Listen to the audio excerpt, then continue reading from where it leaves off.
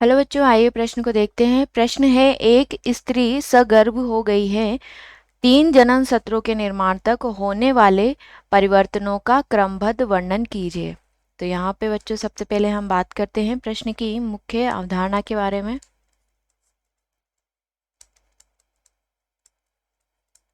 ठीक है, तो यहाँ पे बच्चों प्रश्न की मुख्य अवधारणा है कि निषेचन के पश्चात ठीक है, निषेचन में क्या होता है कि नर युग्मक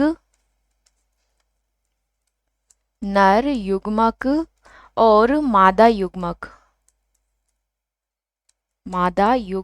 संलयन होकर के क्या बनाते हैं, संलयन होकर के, ठीक है, या सयुग्मन होकर के उनमें क्या बनता है, जायगोट का निर्माण होता है। जायगोट का निर्माण होता है, ठीक है।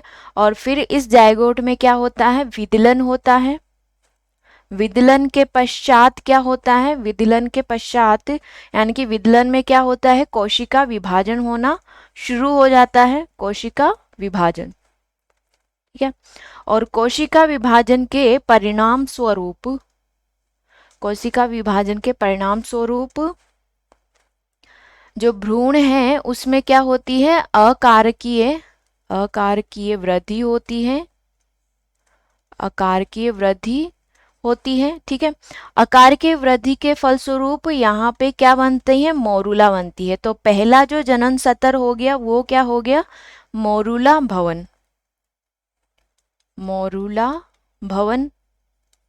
ठीक है। किसका निर्माण होता है, इसमें मोरूला का निर्माण होता है। ठीक है। उसके पश्चात मोरूला में क्या होता है, विभाजन होता है और एक गुहा का निर्माण होता है, ठीक है। उस गुहा को क्या बोलते हैं, ब्लास्टूला भवन, ठीक है। ये क्या है, ये दूसरा जनन सतर है। तो इसमें गुहा का निर्माण होता है, ठीक है। और इसको हम क्या बोलते हैं, ब्लास्टोसिस्ट भी बोला जाता है।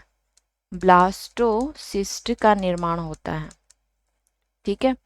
ये दूसरा जनन सतर हो गया, ठीक है। फिर इसमें भी क्या होता है, विभाजन होता है और विभाजन के फलस्वरूप क्या बनती है, गैस्ट्रूला भवन बनता है। गैस्ट्रूला भवन ये तीसरा जनन सतर हो गया हमारा, ठीक है।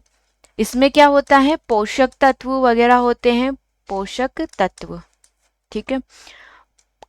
गैस्ट्रूला में क्या होता है, अकारकीय वृद्धि होती है।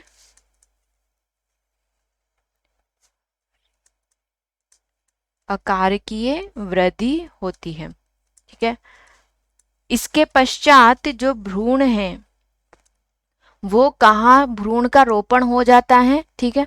तो रोपण कहाँ होता है, भ्रूण का रोपण हो जाता है, ठीक है। तो गर्भाशय में रोपण होता है,